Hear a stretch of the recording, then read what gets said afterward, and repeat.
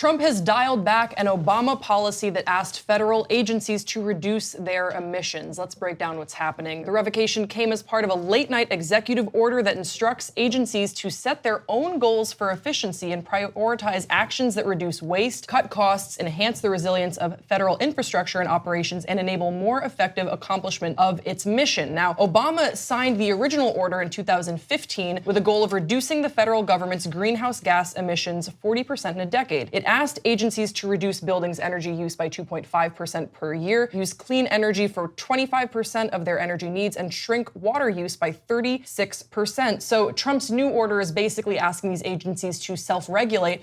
My question for the panel is, why are prescriptive measures important, or why are they not important? And what are your predictions for the actions that these agencies might take now that they're self-regulating? Well, I just want to make a quick point before we get into your questions about how this was kind of gratuitous, because this is about the federal government lowering, its carbon footprint.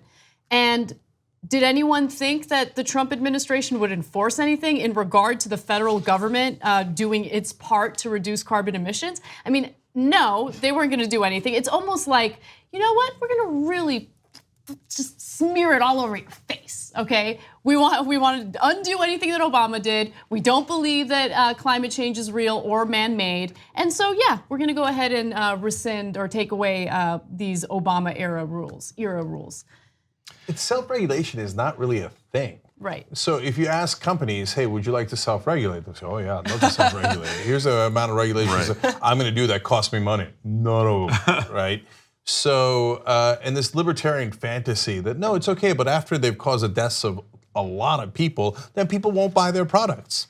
Okay, that's not really how the real world works. And in the case, this is the case of government, right? Yeah. Well, if you're in the Trump administration and you decide that you're going to self-regulate and actually really reduce your carbon footprint, you're likely to get fired. And in the old days, there was, as in Obama, there was clear rules. We all have to abide by these rules so that we can have maybe, just maybe, save the planet. And in this case, Trump is saying, look, I don't know if you got the memo. I don't want to save the planet. We're not in that business. We're in the give fossil fuel industry whatever they want business because they're our donors. So this is also a wink and a nudge of, if you know what's good for you, make sure your department is not doing any of this regulation. Yeah, I think it's totally true. I mean, it's, I think having government oversight when it comes to these particular agencies, I think is really important in terms of setting guidelines. I've become really interested in the CO2 that has permeated our atmosphere because it shows that, or some scientists believe that it's actually making our food less nutritious. And so I know that government agencies play a small part in terms of the larger ecosystem, but yeah, this is pretty disappointing. Well, one thing that we do know about the impact that climate change has already had on our food is that it's negatively impacted agriculture. Right. So, scientists have had to turn to other methods of growing our food. Yeah. Genetically modified food, specifically genetically modifying plants in order to ensure that they could withstand higher temperatures and what's been happening. And that's. And so, look, right now we're working on mitigating the impacts of climate change, but things are going to continue getting worse, right, with the extreme weather conditions. It's going to, look, it really is one of the biggest national security threats. Once our resources start running out and people become desperate, what's going to happen? I'm amused / horrified at the idea of, yeah, I know the planet is melting and it's getting, it'll get incredibly hot and the oceans will rise, but don't worry, we'll genetically modify your plants. Okay, so that'll solve everything.